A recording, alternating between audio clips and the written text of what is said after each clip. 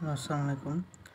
আজকে আমরা next JS এর যে কনসোল এররটা হয় hydration failed because the server renders HTML did not match the client. As a result, this tree will be regenerated on the client. This can happen if a SSRED client component use.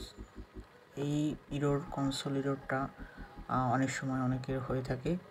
তো যখন আমরা এরকম একটা page dot জেএসএসের ভিতর আমরা যখন আমাদের কোডগুলো লিখি, তখন আমরা যখন এটা সার্ভারে গিয়ে যখন আমরা রিলোড দিই, তখন আমাদের একটা প্রবলেম হয়, যেটা হলো কনসোল এরর, যেটা অনেক ইউটিউবে অ্যান্ড অনেক সাইডে এটা অনেকভাবেই দেওয়া আছে, কিন্তু আমরা খুব সহজেই এটা সলিউশন করতে পারি ওয়ান ওয়ার্ডে। লাইক আমি যদি এখানে রিফ্রেশ করি, তাহলে কিন্তু আমাদের এই এররটা বারবার এখানে শো হচ্ছে, হাইড্রেশন ফেইল্ড। সেই জন্য আমরা কি করব, সেই জন্য আমরা আমাদের এখানে আমরা কী কারণে এরর হচ্ছে সেটা দেখতে পারি। যে এই কারণে আমাদের যে ইগনোর যে এররটা হচ্ছে, সেটা হাইড্রেশন যে এররটা হচ্ছে সেটা আমরা দেখতে পারতেছি।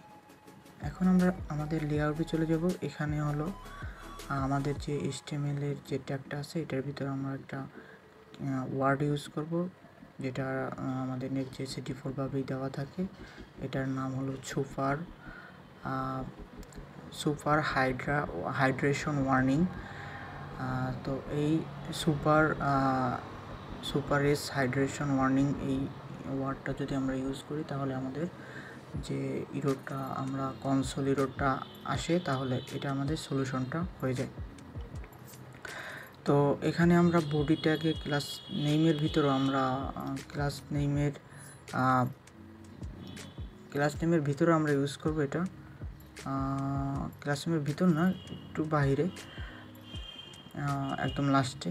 দেন এটা সেভ করব। সেভ করার পর যখন আমি এটা সার্ভারে রিলোড দেব, তখন আশা করি যে আমাদের এই কনসোল এররটা থাকবে না। তো দেখি আমি যদি এখন আমাদের যদি সেভ করি অ্যান্ড যখন আমি সাইডে যে আমি রিলোড মারলাম, তখন আমাদের এই যে কনসোল এররটা আসলো, যে হাইড্রেশনের রিয়াক্ট হাইড্রেশন এররটা, ওইটা আর আসবে না।